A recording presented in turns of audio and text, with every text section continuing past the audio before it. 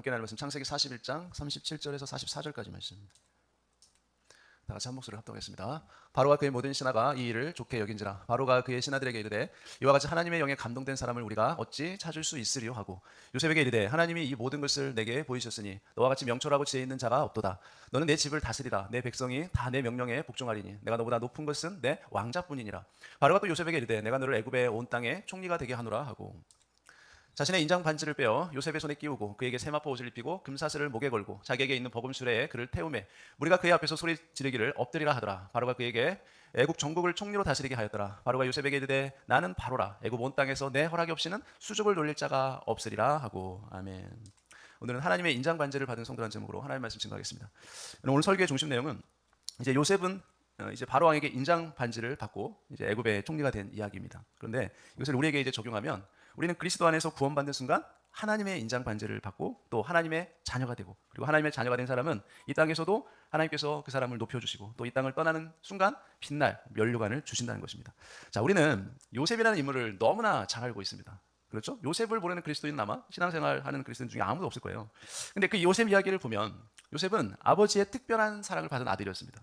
그러나 그 사랑 때문에 또한 미움도 받게 됩니다. 그렇죠? 그러면 우리가 생각해 볼 수 있죠. 아, 사랑을 받으면 미움도 같이 받을 수 있구나라고 생각할 수 있는 것이에요. 그렇죠?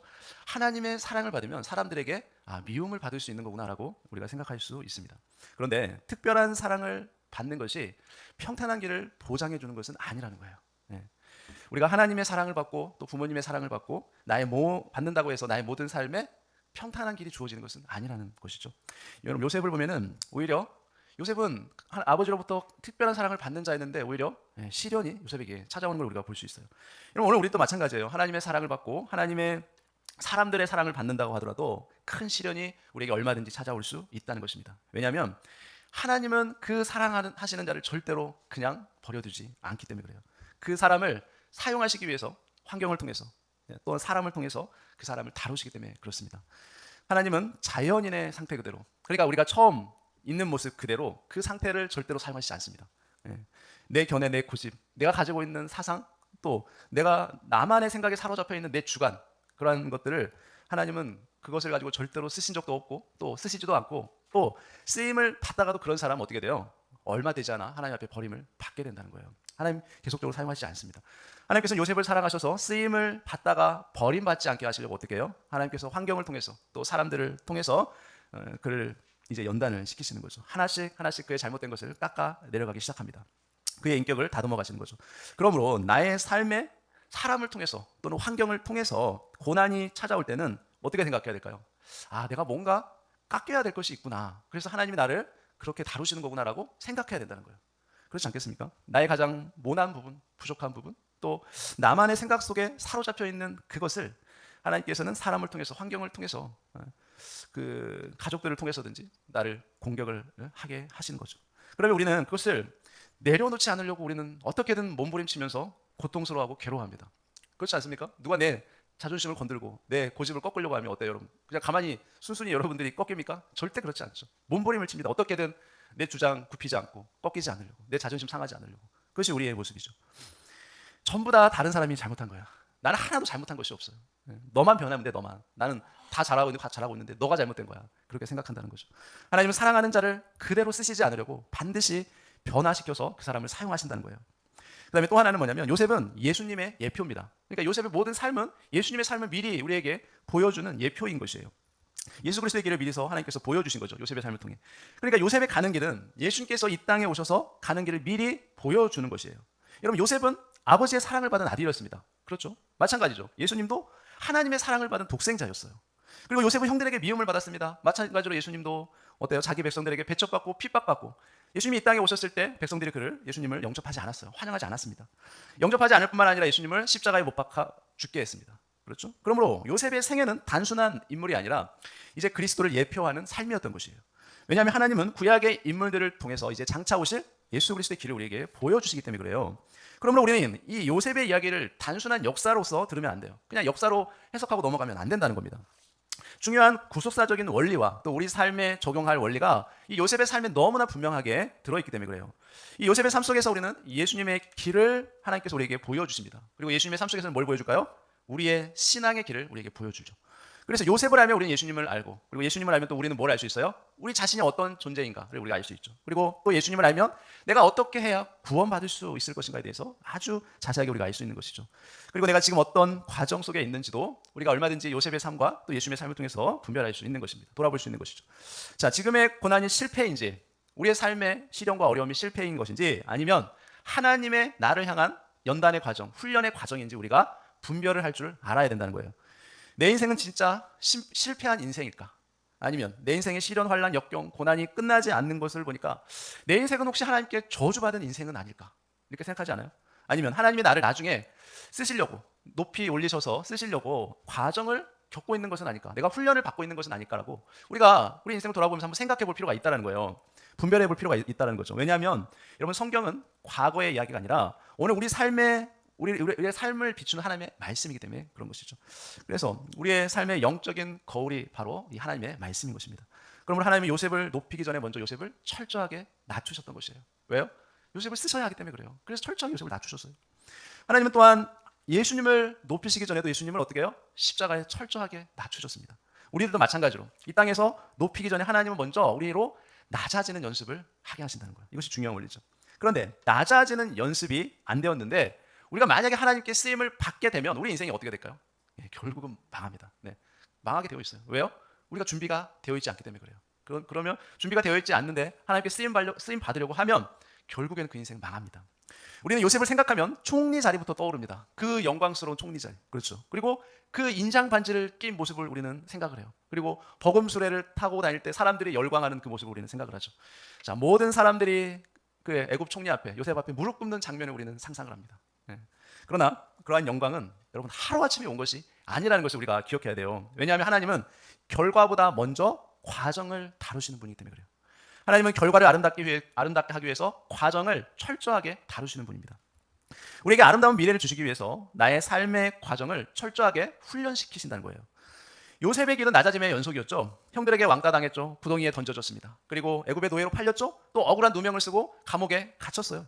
그리고 사람들에게 다 잊혀졌습니다. 술 맡은 관원장에게도 완전히 잊혔죠. 하나님은 요셉을 왜 그토록 그렇게 인도하셨을까요? 요셉을 장차 애굽의 총리로 높이기 위해서 요셉을 철저하게 낮추셨던 것입니다. 그러므로 우리는 절대로 교만하면 안 돼요. 내가 뭔가 잘나서 능력이 돼서 하나님 앞에 쓰임받는구나라고 절대로 교만하면 안 됩니다. 하나님은 우리의 모난 모습 그대로 하나님은 절대로 쓰실 리가 없어요. 여러분 그걸 반드시 기억해야 돼요. 하나님은 사랑하는 자를 절대로 그냥 높이시지 않습니다. 여러분 세상에 이 재벌들의 이 가정들도 자녀들을 어떻게 교육하냐면 여러분 자신의 기업을 자녀들에게 물려줘야 될 거 아니에요. 그런데 아무런 능력도 되지 않은 자녀들에게 그냥 회사를 물려줄까요? 그런 대기업 가정들은 없어요. 재벌들은 없습니다. 어떻게 합니까? 철저하게 자녀들을 훈련시킵니다. 그리고 능력을 갖추게 해요. 그런 다음에 비로소 기업을 이제 경영할 자격이 된다고 생각될 때 그때 회사를 물려줍니다. 여러분 세상의 기업들도 그렇게 하는데 하나님이 쓰실 자들을, 사랑하는 자들을 어떻게 다루실까요? 더 훈련시키고 연단시켜서 쓰임받기 합당한 자로 하나님 빚어가시지 않을까요? 여러분 그러므로 하나님은 사랑하기 때문에 우리를 훈련시키십니다. 사랑하기 때문에 우리를 먼저 다듬으시고 다루신다는 거예요. 사랑하기 때문에 우리의 자아를 깨트리십니다. 그리고 나서 때가 돼서 비로소 우리를 높이신다는 거죠. 왜냐하면 준비되지 않은 사람에게 주어진 권세, 물질은 그 사람을 반드시 무너지게 합니다. 무너짐의 원인이 돼요. 그런 것들이. 자, 요셉이 어렸을 때 형들을 얼마나 우습게 여기면서 요셉이 교만했을까요? 한번 생각해 보세요. 요셉은 아마 자기밖에 몰랐을 거요. 그렇지 않을까요? 그런데 그 교만한 요셉이 어떻게 하나님 앞에 쓰임을 받을 수 있겠습니까? 그래서 낮아짐의 훈련을 하나님이 요셉에게 시키신 것이죠. 그래서 인장반지는 뭡니까? 준비된 사람에게 주어지는 하나님의 권세인 것이에요. 내 자아가 깨지고 내 고집, 내 견해, 내 자존심, 내 주관과 편견이 깨어지지 않는 이상 하나님은 그 사람을 절대로 쓰시지 않습니다. 쓰임을 받아 성공하더라도 결국에는 망하게 될 것이기 때문에 그래요. 여러분 1층에서 떨어지는 게 아플까요? 10층에서 떨어지는 게 아플까요?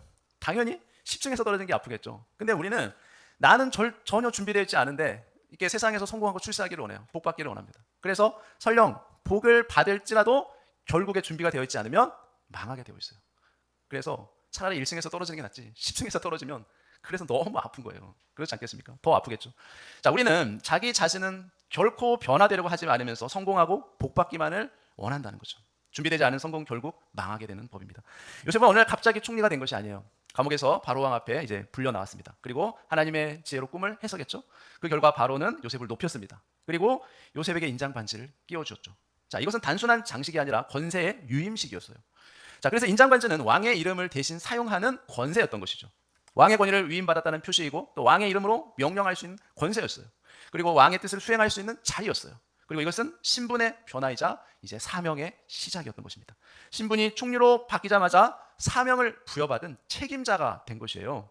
요셉은 총리라는 신분을 갖게 되면서부터 이제 이스라엘 민족을 책임지고 또 애굽의 온 백성들 그리고 주변의 온 열방들을 책임지는 비로소 사명자로 신분이 바뀐 것이에요.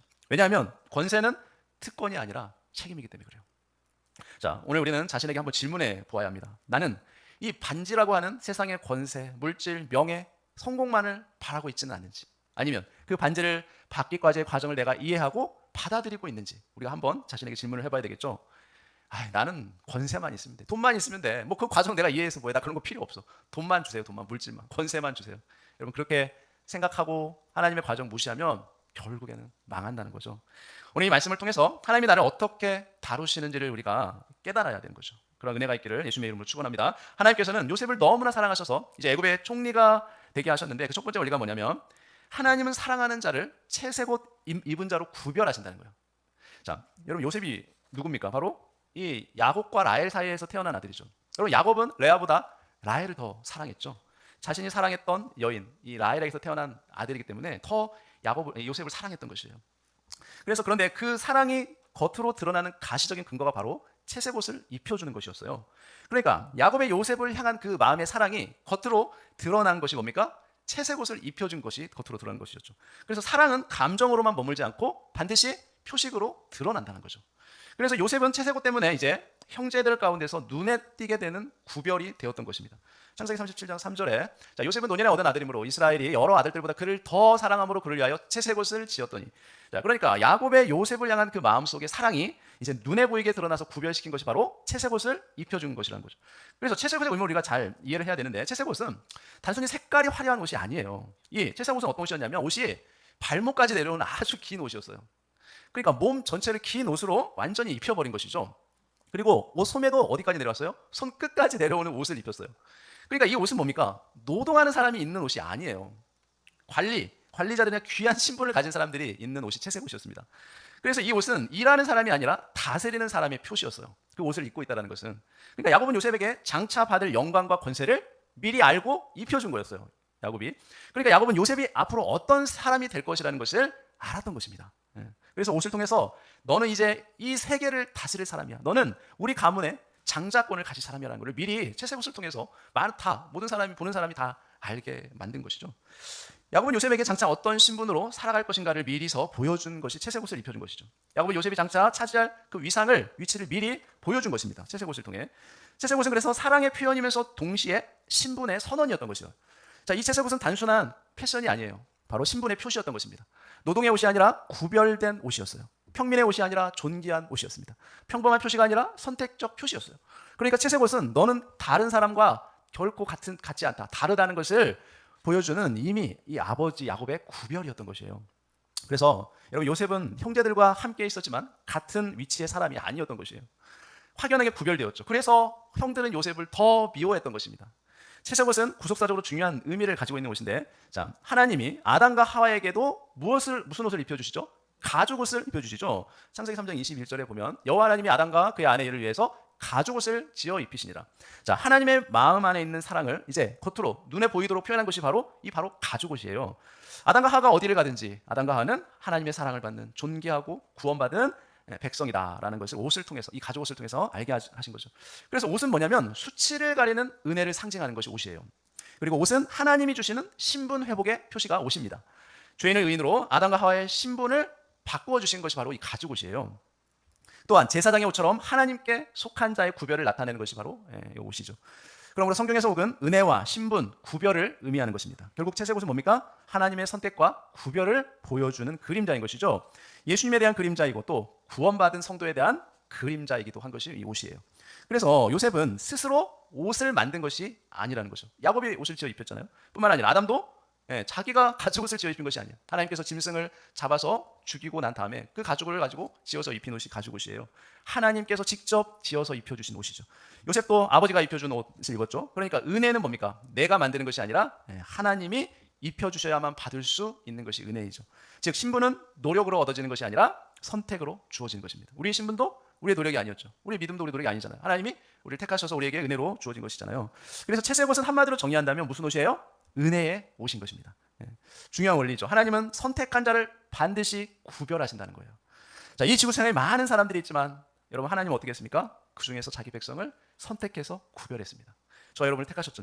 에베소서 1장 4절에 창세전에 그리스도 안에서 우리를 택하사 우리로 사랑 안에서 그 앞에 거룩하고 흠이 없게 하시려고 하나님 우리를 택하셨죠. 그래서 택하신 자에게는 반드시 표가 있다는 거죠.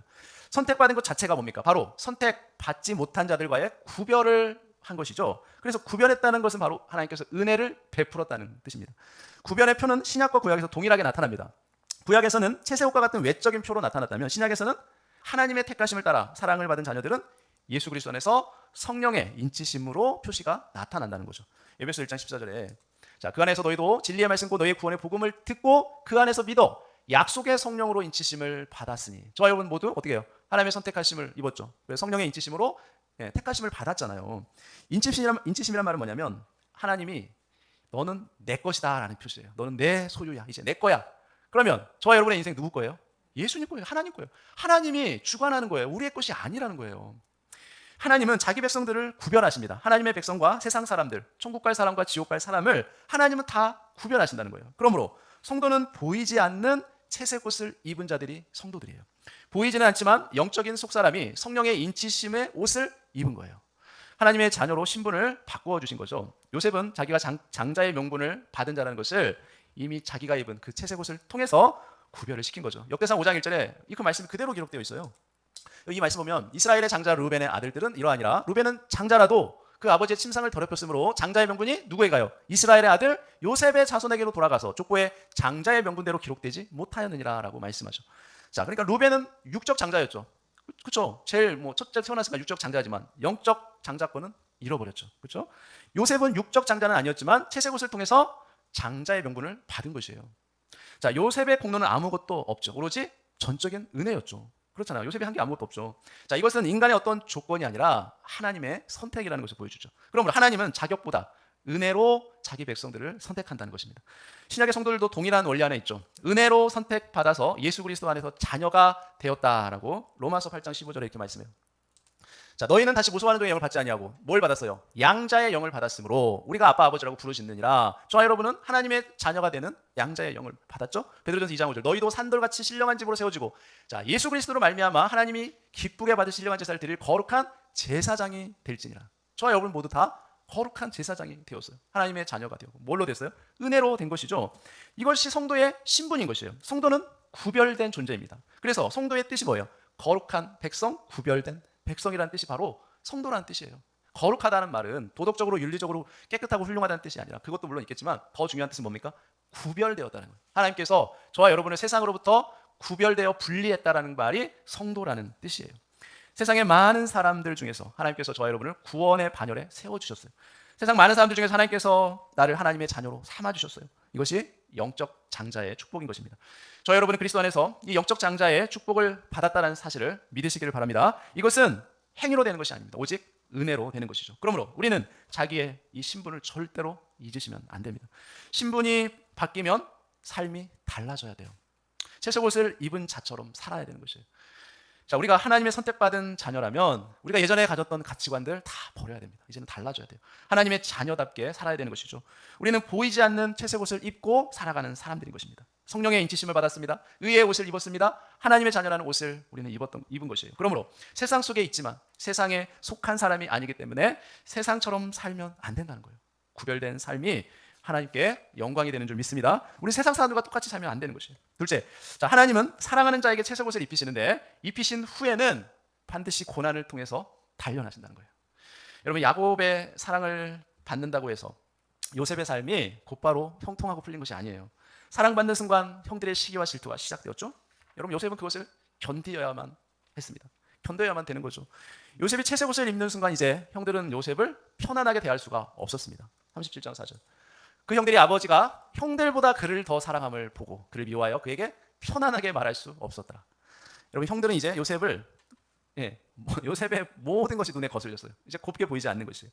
자, 결국 사랑은 곧 미움의 표적이 된다는 거죠. 자, 요셉은 형들에게 눈의 가시 같은 존재였습니다. 그래서 결국 형들은 요셉을 미워함으로 요셉을 구덩이에 던져버렸죠. 노예로 팔아버렸어요. 그런데 요셉은 애굽에 내려가서 보디발의 집에서 노예로 살면서 어떻게 했습니까? 거기서도 하나님을 의식하며 거룩하게 살았다는 거예요. 그러니까 요셉은 겉으로 채색 옷으로 구별해서 표식을 주었는데 형들이 그 채색 옷을 벗겨버렸죠. 그런데도 요셉은 어떻습니까? 자기 마음속에 자기의 속사람으로 채색 옷을 입었다고 생각하고 살았다는 거예요. 자기 정체성을 결코 잃어버리지 않았다는 것입니다. 그 이국 땅에서 낯선 이국 땅에 이방인으로 혼자 살면서도 자기 스스로 그 거룩을 지키며 살았다는 거예요. 그 누가 보는 사람이 없을지라도. 요셉은 보디발 아내의 유혹을 거절함으로 억울하게 또한 감옥에 갇히죠. 그러나 요셉은 감옥에서도 결코 그 신앙이 무너지지 않았어요. 하나님만 바라보며 그 감옥에서도 살았습니다. 감옥에서도 하나님은 요셉을 버리지 않으셨기 때문에 그래요.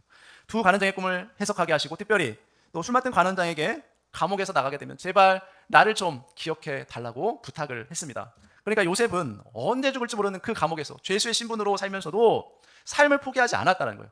믿음을 가지고 소망을 갖고 살았다는 거예요. 술 맡은 관원장이 복직한 이후에 2년 동안이나 요셉을 잊어버렸습니다. 그런데 2년이 지난 때 그때 바로왕이 꿈을 꾸게 되죠. 그리고 그때부터 이제 하나님의 시간표가 시작이 된 것입니다. 여기서 중요한 원리가 있죠. 사랑받는 자에게 고난이 오는 것은 결코 이상한 일이 아니라는 거예요.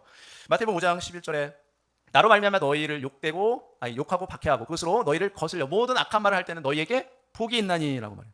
우리가 잘했냐 잘못했냐를 떠나서 예수님을 믿는다는 이유 때문에 사람들은 우리를 그냥 미워한다는 거예요. 아무런 이유도 없이 그냥 미운 거예요. 그런 경우 많이 하지 않습니까? 우리가 그냥 예수님 그냥 믿지 않는 것처럼 예수님 부인하고 살면 믿지 않는 사람들과 잘 지낼 수 있고 그들이 우리를 미워하지 않을 수 있는데 환영받으면 얼마든지 잘 지낼 수 있는데 우리가 예수님을 믿는다는 이유 때문에 세상 사람들은 믿지 않는 사람들은 그냥 우리가 밉다라는 거예요. 미워진다는 거예요. 자, 요셉의 고난은 실패가 아니라 준비였습니다. 구덩이가 끝이 아니라 총리로 가는 통로였던 것이죠. 노예 생활은 버림이 아니라 요셉을 훈련시키는 기간이었어요. 감옥은 낭비가 아니었습니다. 하나님이 무엇인가를 가르치려고 하는 고난의 학교였던 것이에요. 하나님은 총리로 만들기 전에 사람을 먼저 만드신 것이죠. 그래서 하나님의 사람인데 하나님의 사람으로 빚어지기 전에 무엇인가 내가 세상에서 성공을 하게 되면 결국에는 망하게 된다는 거죠. 내가 하나님의 사람으로 준비가 되어 있지 않음에도 내가 저 높이 올라가려고 하면 결국에는 떨어진다. 그리고 그 충격은 이루 말할 수 없이 크다는 것입니다. 그래서 우리 인생에는 하나님의 타이밍이 있습니다. 내가 억지로 문을 열려고 할 때 그 문은 열리지 않아요. 하나님의 시간표가 있기 때문에 그래요. 그래서 하나님이 여시는 날 그때는 그 누구도 그것을 막을 수가 없다는 것입니다. 그리고 하나님의 시간표는 늦지도 빠르지도 않고 정확하다는 거예요. 우리는 그때를 기다릴 줄 알아야 된다는 거죠. 전도서 3장 11절에 자, 하나님이 모든 것을 지으시고 때를 따라 아름답게 하셨고 또 사람들에게는 영원을 사모하는 마음을 주셨느니라. 그러나 하나님이 하시는 일의 시종을 사람으로 측량할 수 없게 하셨다. 자, 요셉의 모든 고난의 때, 우리 인생의 모든 고난의 때를 하나님께서는 아름답게 하셨다고 말씀하죠. 여러분, 요셉이 형들로부터 미움받아 구덩이에 던져져서 노예로 팔리고 또 억울하게 감옥살이를 하는 그 모든 고난의 과정, 그 훈련의 과정을 하나님께서는 아름답게 하셨다고 말씀하고 있죠. 왜 그렇습니까? 그 고난과 연단의 아름다운 과정이 있었기에 장차 이제 애굽의 총리라는 그 영광스러운 자리가 주어질 수 있었던 것이죠. 요셉은 예수님의 길을 보여주는 예표입니다. 사랑받는 아들이 미움을 받고 의로운 자가 억울한 고난을 받고 낮아짐의 길을 지나 결국 높아지게 되죠. 우리는 요셉을 통해서 중요한 교훈을 얻을 수 있습니다. 그것이 무엇일까요? 바로 환난이 와도 끝까지 버텨야 한다는 거예요. 핍박이 와도 무너지지 말아야 된다는 거예요. 감옥 같은 상황에서도 하나님만 바라봐야 된다는 거예요. 베드로전서 5장 6절에 그러므로 하나님의 능하신 손 아래에서 겸손하라. 때가 되면 너희를 높이시리라 라고 말씀해요. 자, 어떤 상황에서도 여러분 우리는 끝까지 버티셔야 돼요. 끝까지. 하나님은 결코 우리를 잊지 않으시기 때문에 그래요. 여러분, 오기로 버티라는 것이 아니라 하나님은 절대로 나를 잊으시지 않는다라는 그 믿음으로 버티라는 거예요. 중요한 원리는 뭡니까? 하나님이 높이시는 사람은 사람의 손이 아니라 하나님의 때에 하나님이 높이신다는 거예요. 세 번째, 하나님은 사랑하는 자에게 인장 반지를 주고 인장 반지를 주실 뿐만 아니라 권세까지 맡긴다는 거예요. 41장 41절에 자기의 인장 반지를 빼어 요셉의 손에 끼우고 그에게 세마포옷을 입히고 금사슬을 목에 걸고 자, 드디어 이제 하나님의 시간이 되었습니다. 그리고 바로 왕과 그의 모든 신하가 요셉의 말을 좋게 여기죠. 그리고 41장 37, 38절에 보면 바로와 그의 모든 신하가 이 일을 좋게 여긴지라 바로가 그의 신하들에게 이르되 이와 같이 하나님의 영에 감동된 사람을 우리가 어찌 찾을 수 있으리요. 이게 바로왕의 고백이에요. 바로는 요셉 안에 있는 하나님의 영이 함께하는 줄 알았어요. 하나님의 영이 요셉과 함께하는 줄을 이방인이, 불신자가, 바로왕이 그것을 알았다는 거예요. 요셉이 성령 충만한 자라는 것을 이 바로왕이 알았어요. 그걸 볼 줄 알았어요. 성령 충만한 사람이 나라를 다스리면 그 나라가 잘 될 줄을 알았다는 거예요. 그러니까 바로와 그 신하들은 이렇게 말합니다. 그리고 애굽의 총리로 이제 요셉을 세우죠. 요셉에게 이르되 하나님이 이 모든 것을 내게 보이셨으니 너와 같이 명철하고 지혜 있는 자가 없도다. 너는 내 집을 다스리라. 내 백성이 다 내 명령에 복종하리니 내가 너보다 높은 것은 내 왕자뿐이니라. 바로가 또 요셉에게 이르되 내가 너를 애굽의 온 땅의 총리가 되게 하노라 하고 자기의 인장 반지를 빼어 요셉의 손에 끼우고 그에게 세마포 옷을 입히고 금사슬 목에 걸고 자기에게 있는 버금술에 그를 태우매 무리가 그의 앞에 소리 지르기를 엎드리라 하더라. 바로가 그에게 애굽 전국을 총리로 다스리게 하였더라.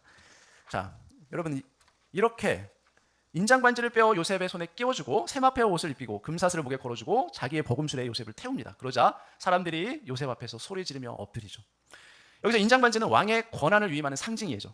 그리고 왕의 이름으로 명령할 수 있다는 뜻이 인장 반지예요. 왕의 대리자가 되었다는 뜻입니다. 어제는 죄수요 노예였던 자가 오늘은 왕의 반지를 낀 것이에요. 여러분 얼마나 놀라운 일입니까? 자, 이것이 하나님의 높이심이에요. 바로 왕은 요셉을 보면서 하나님의 영에 감동된 사람이다라고 말합니다. 자, 이 말은 요셉이 감옥에서도 신앙을 잃지 않았다는 거예요. 무슨 말이냐면 어떤 상황에서도, 나의 물질의 감옥에서도, 나의 가정에서, 부부관계의 감옥에서도, 나의 직장에서, 다른 사람들과의 관계 속에서도, 그 감옥 같은 상황 속에서도 버티고 이겨내면서 신앙을 잃지 않았다는 거예요. 신앙을 잃어버리지 않았다는 거죠. 그러니까 환경이 그의 정체성을 바꾸지 못했다는 겁니다. 어떠한 환경도. 감옥이 그의 영성을 무너뜨리지 못했다는 거예요. 그는 하나님의 영에 붙들린 사람이었어요. 오늘날 성도들에게 주신 하나님의 인장 반지가 무엇일까요? 그것은 성령의 인치심을 받은 거예요. 이것이 하나님의 인장입니다. 이것이 하나님의 소유라는 표시예요. 이것이 구원의 보증입니다. 에베소 1장 13절에 자, 그 안에서 너희도 진리의 말씀과 너희의 구원의 복음을 듣고 그 안에서 또한 믿어 약속의 성령으로 인치심을 받았으니 하나님의 성령을 근심하게 하지 말라. 그 안에서 너희가 구원의 날까지 인치심을 받았느니라. 그가 또한 우리에게 인치시고 보증으로 우리 마음에 성령을 주셨느니라 라고 말씀해요. 그럼 우리 요셉의 인장 반지는 신약에서 성령의 인치심의 역사로 성취됩니다. 요셉은 바로의 반지를 받았다면 우리는 뭘 받았어요? 성령을 받은 것이에요. 요셉은 왕의 대리자가 되었다면 우리는 하나님의 대리자가 된 것이에요. 요셉은 애굽을 다스리는 권세를 받았다면 우리는 영적인 권세를 받은 자가 된 것입니다. 로마서 8장 11절. 자녀이면 또한 상속자, 하나님의 상속자요 그리스도와 함께한 상속자니 우리가 그와 함께 영광을 받기 위해 뭣도 받아야 돼요? 고난도 함께 받아야 할 것입니다. 여러분 세마포, 금사슬, 버금술에도 다 구속사의 의미가 있어요. 세마포 옷은 거룩한 신분을 나타냅니다. 그리고 금사슬은 영광과 존귀를 나타내요. 버금술에는 통치적인 위치를 나타내요. 자, 이것은 신약에서 어떻게 연결되냐면 우리가 예수 그리스도의 옷을 입었다는 거예요. 우리는 예수님의 십자가의 구속으로 말미암아 의의 옷을 입었다는 것이에요. 그리고 우리는 왕 같은 제사장이 된 것입니다. 장차 주님과 함께 왕노릇 할 것이에요. 여러분 우리 이것을 믿는 것이에요. 디모데후서 2장 11절에 미쁘다 이 말이요 우리가 주와 함께 죽었으면 또한 함께 살 것이요 참으면 또한 함께 왕노릇 할 것이요 우리가 주를 부인하면 주도 우리를 부인할 것이라. 여러분 요셉은 결코 하나님을 부인한 적이 없었어요. 어떻게 했어요? 참았어요. 어떤 상황에서도 요셉은 그 상황을 참고 인내했습니다. 그래서 뭐라고 말씀해? 12절에 참으면 또한 함께 왕노릇 할 것이요. 자, 우리 인생에 고난과 역경 시련이 왔을지라도 참으면 그리스도와 함께 우리는 왕노릇하게 될 날이 우리에게 온다는 거예요. 우리는 하나님의 인장 반지를 받은 것처럼 이 땅을 살아야 되는 것이에요. 즉 인장 반지를 받았다는 말은 성령을 받았다는 말이에요. 성령을 받았다는 말은 구원의 확신을 가졌다는 거예요. 구원의 확신을 가졌다는 건 뭡니까? 나에게 영생이 주어졌다는 것이에요. 영생이 주어졌다는 건 뭡니까? 내가 이 세상 떠나는 날 천국에 간다는 겁니다. 그 하나님 나라 영원한 천국에 내가 죽으면 간다는 거예요. 그게 구원의 확신이죠. 영생이죠. 자, 그렇다면 천국 갈 사람답게 이 땅을 살아라는 거예요. 네? 하나님 자녀답게 이 땅을 살아라. 그러므로 하나님의 자녀들이 이 하나님의 정체성을 결코 잃어버리면 안 된다는 겁니다. 성령의 인치심이 확실한 사람은 그 살아가는 삶이 다릅니다. 세상 사람들과 섞여도 죄 짓는 것을 결코 가볍게 여기지 않습니다. 죄와 타협하지 않아요. 끝까지 예수님의 편에 서서 환난 속에서도 결코 믿음을 버리지 않습니다. 그리고 사람보다 하나님을 더 의식하며 살아갑니다. 누구처럼요? 요셉처럼. 요셉은 그 이방 땅에 홀로 내던져져서 그렇게 고통스러운 고난의 시간을 살았지만 항상 하나님 앞에서 하나님을 의식하며 살았습니다. 우리는 총리와 같은 영적 권세를 받은 자들이에요. 그리고 세상에게 끌려다닐 자가 아니에요. 죄의 종으로 사는 자가 아니라 복음으로 세상을 이기는 자입니다. 말씀으로 세상을 다스리는 자예요.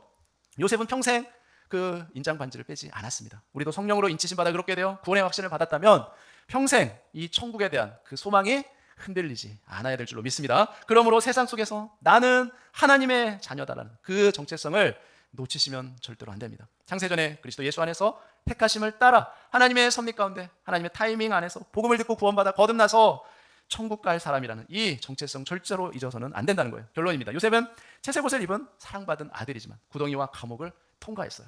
그러나 하나님은 그를 잊지 않으시고 정하신 때 바로 앞에 세우시며 인장 반지를 끼워서 애굽의 총리로 높이셨습니다. 요셉은 낮아지신 후 높아지신 예수 그리스도의 예표입니다. 동시에 우리 성도가 걸어가야 할 길을 미리 보여주신 것이에요. 선택받은 자는 고난 속에서도 버림받지 않고 하나님의 때에 반드시 세움을 받습니다. 그러므로 우리는 정체성을 잊지 말고 고난 중에서도 타협하지 말며 성령의 인치심을 확신하며 끝까지 하나님 앞에 충성되이 살아가는 저 여러분 되시기를 예수님의 이름으로 축원합니다. 기도하겠습니다. 하나님 아버지, 요셉에게 채색옷을 입혀 사랑받는 아들로 세워주시고 고난의 길을 지나 마침내 인장 반지를 끼워 애굽의 총리로 높여주신 그 은혜를 진심으로 감사합니다. 우리도 본래 자격 없는 자였지만 예수 그리스도 안에서 택하여 주시고 하나님의 자녀 삼아주시며 약속의 성령으로 인치셔서 하나님의 소유가 되게 하심을 진심으로 감사드립니다. 주님, 우리가 채색옷 입은 자의 정체성을 잃지 않게 하여 주옵소서. 세상 속에 살지만 세상에 속한 자처럼 살지 않게 하여 주옵소서. 빛의 자녀로 살게 하시고 거룩한 백성으로 살게 하여 주옵소서. 요셉처럼 사랑받기 때문에 미움도 받고 바르게 살기 때문에 핍박도 받고 진리를 따르기 때문에 고난도 받을 때 낙심하지 않게 하여 주옵소서. 구덩이 속에서도 믿음을 잃지 않게 하시고 감옥 같은 현실 속에서도 하나님을 원망하지 않게 하시고 술 맡은 관원장이 잊어버린 것 같은 그 순간에도 하나님의 때를 기다릴 수 있는 믿음을 허락하여 주옵소서. 우리 안에 계신 성령님, 우리에게 주신 인치심을 더욱 분명히 깨닫게 하여 주옵소서. 성령님의 가르치심을 따라 살게 하시고 세상과 결탁하지 않게 하시고 죄와 타협하지 않게 하시고 불법과 손잡지 않게 하시고 끝까지 예수님 안에 거하게 하여 주옵소서. 주님, 우리도 하나님의 인장 반지를 받은 자처럼 하나님의 대리자로 살게 하여 주옵소서. 하나님의 자녀의 권세를 가지고 말씀으로 살게 하시고 기도로 승리하게 하시고 복음으로 세상을 이기고 끝까지 충성하여 마침내 주님과 함께 왕노릇하는 그 영광에 이르는 그리스도인들이 되게 하여 주옵소서. 주님, 믿음으로 선포합니다. 우리는 버림받은 자가 아니라 인치심을 받은 자입니다. 우리는 패배자가 아니라 하나님의 자녀입니다. 우리는 세상의 종이 아니라 하나님의 대리자입니다. 반드시 하나님의 때에 하나님의 시간표에 의해서 하나님이 높이시고 세워주실 줄로 믿습니다. 그러므로 어떤 신앙과 고난과 역경이 온다 할지라도 믿음을 잃지 않고 더욱더 나를 잃지 않고 기억하신 그 하나님만을 바라보고 현실 속에서 세상을 이기고 자신을 이기고 환경을 이기고 승리하는 믿음의 사람들이 다 되게 하여 주옵소서. 이 모든 것을 예수님의 이름으로 간절히 기도합나이다. 아멘.